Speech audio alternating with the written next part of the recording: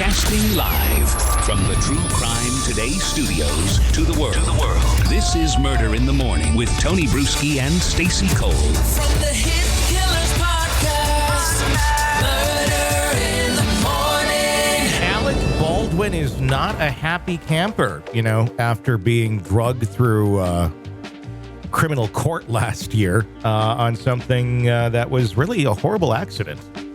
And obviously all of that ended up being dismissed. Actor Alec Baldwin has now filed a civil lawsuit against Santa Fe District Attorney Mary Carmack-Altwies, Special Prosecutor Kari Morrissey, and other officials claiming malicious prosecution and violations of his civil rights. The lawsuit follows the dismissal of criminal charges against Baldwin in connection with the 2021 death of cinematographer Halyna Hutchins on the set of Rust.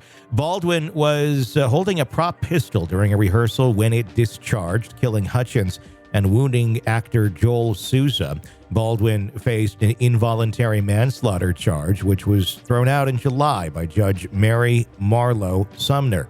The judge cited prosecutorial misconduct, including the withholding of key evidence related to the live ammunition on set.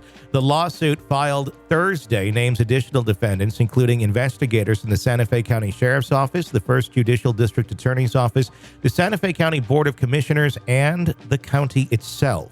In the filing, Baldwin's attorney has accused prosecutors of engaging in a malicious and unlawful pursuit of the actor for political and personal reasons. Criminal prosecutions are supposed to be about the search for truth and justice, not to pursue personal or political gain or harass the innocent, attorney Luke Nikes and Alex Spiro stated. Kari Morrissey and other defendants violated that basic principle over and over and trampled on Alec Baldwin's rights. We bring this action to hold the defendants accountable for their misconduct and to prevent them from doing this to anyone else. The lawsuit alleges that prosecutors intentionally concealed evidence that would have cleared Baldwin instead sought to scapegoat him for Hutchins' death.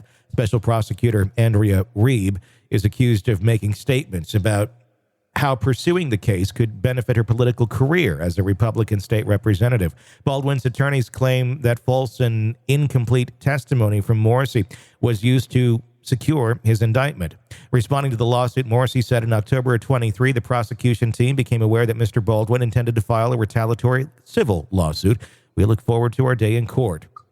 The incident, which occurred during the filming of the Western Rust, reignited debates about firearm safety on film sets and led to multiple lawsuits, including Baldwin's. The actor seeking financial damages through a jury trial, arguing that the defendants must be held accountable for their actions. Defendants must now be held accountable for their malicious and unlawful pursuit of Baldwin, the complaint states.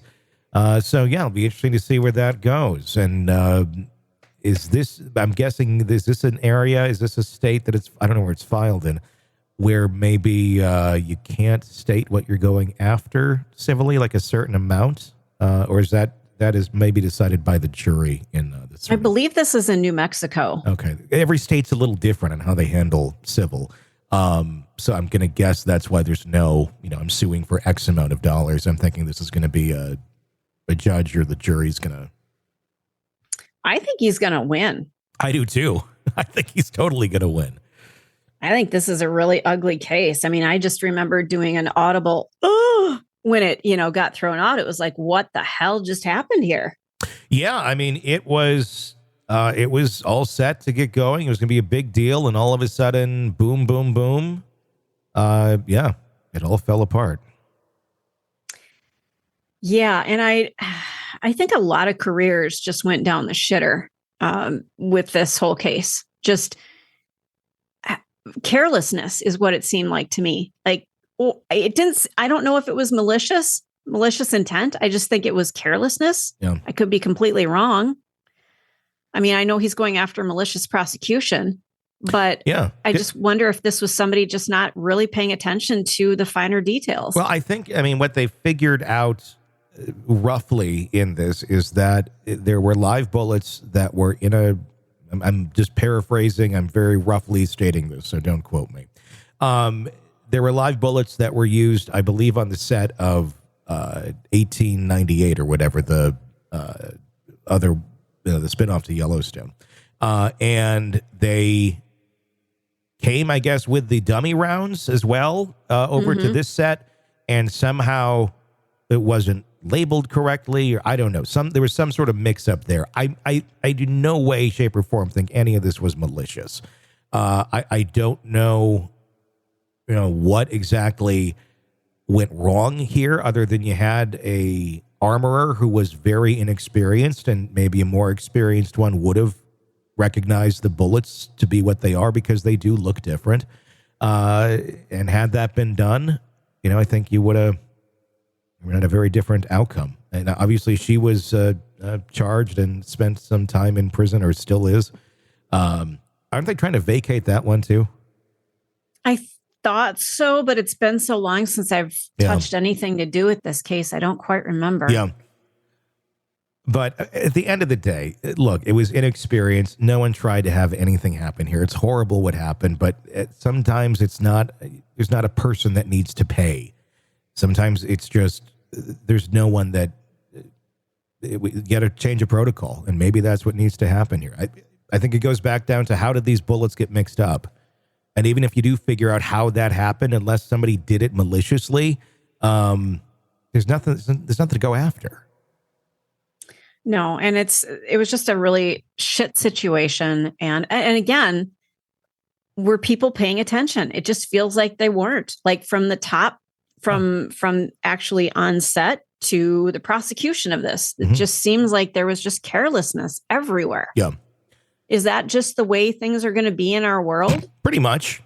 I mean, you walk into a sub shop and you request something, and then you're like watching them put it together, and you're like, I never said put green peppers on there. I mean, I feel like people aren't paying attention. They're just not focused anymore. And doesn't matter where you go and what you ask for, shit's not getting done right. They're not focused, and there's no sense of accountability to do it right. I think you have generations that just, everything was fucked up. and that's just the norm. And that's kind of the world. I mean, it's so frustrating now. I mean, anytime you go out to do something, there's always something that's not going to work right. And it's really frustrating if you're going to certain places too.